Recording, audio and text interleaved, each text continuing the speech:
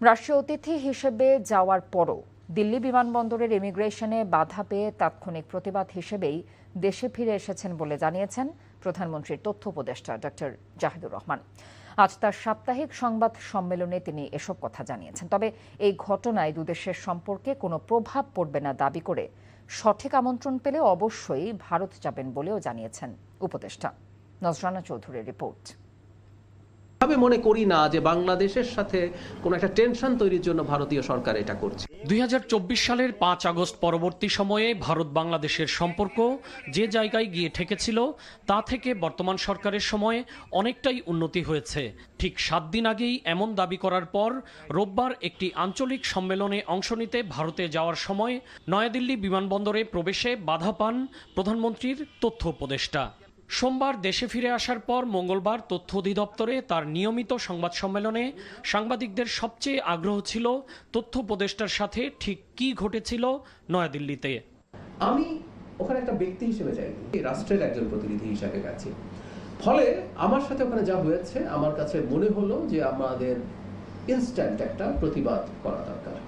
সেই কারণে আমি আসলে ব্যাক করার সিদ্ধান্ত নিয়েছি। একটা পর্যায়ে তারা খুবই চেষ্টা করেছেন আমি যেন ভারতে প্রবেশ করি এবং আমার যে নিয়মিত যে কর্মকাণ্ড সেটা অংশগ্রহণ করি, কিন্তু আমি সেটা আর করিনি। তখন আমার মনে হয়েছে রাষ্ট্র বা সরকারের পক্ষ থেকে একটা সিগনেচার থাকা দরকার। এই ঘটনা দুই দেশের সম্পর্কে কোনো নেতিবাচক প্রভাব ফেলবে কিনা এমন প্রশ্নের জবাবে ডাক্তার জাহেদ বলেন, তিনি এখনো মনে করেন দুই দেশের সম্পর্কের ক্ষেত্র অনেক বড়। আমি এক্সপেক্ট করব এই ঘটনার প্রভাব দুই দেশের ভবিষ্যৎ এনগেজমেন্টের জন্য, আমি এনগেজমেন্ট কথাটা বলছি, এই ধরনের সম্পর্কের ক্ষেত্রে এনগেজমেন্ট ইজ ইম্পর্টেন্ট, এনগেজমেন্টের ক্ষেত্রে প্রভাব পড়বে না। একটা দেশের সাথে আমাদের পারস্পরিক স্বার্থ সংশ্লিষ্ট বিষয়ে এনগেজমেন্ট হবে এবং সেটা কোনোভাবেই রাষ্ট্রের আত্মসম্মান আত্মমর্যাদা বিকিয়ে দিয়ে বা আমার ক্ষতি করে কাউকে কোনো সুবিধা দেয়া, এই নীতিতে এই সরকার কোনো দেশের সাথে, আমি আবারও বলছি শুধু ইন্ডিয়া না, কোনো দেশের সাথে এই সরকার যাবে না।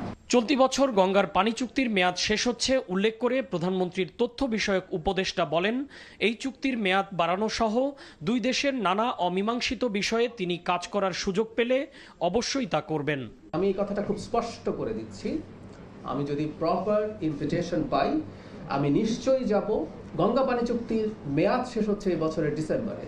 আমাদের সেই পানি চুক্তির রিনিউয়াল নিয়ে কথা আছে, আমাদের তিস্তা চুক্তি নিয়ে কথা আছে, আমাদের পানি, আমাদের অভিন্ন আরো টোটাল 53টা নদী আছে, আমাদের সাথে তো আমাদের রাইট আছে, আমাদের ভারতের সাথে এনগেজ করতে হবে এবং সেখানে যদি কোনোভাবে রোল প্লে করতে পারি আমি সেটা লুফে নেব। এ বিষয়টি যেন দুই দেশের সম্পর্কের ক্ষেত্রে অন্য কোনো বাধা তৈরি না করে সেজন্য প্রতিনিধি দলের অন্য সদস্যরা দিল্লির এই সম্মেলনে অংশ নিচ্ছেন বলেও জানান doctor Zahed. Nazrana Chowdhury, NTV news, Dhaka.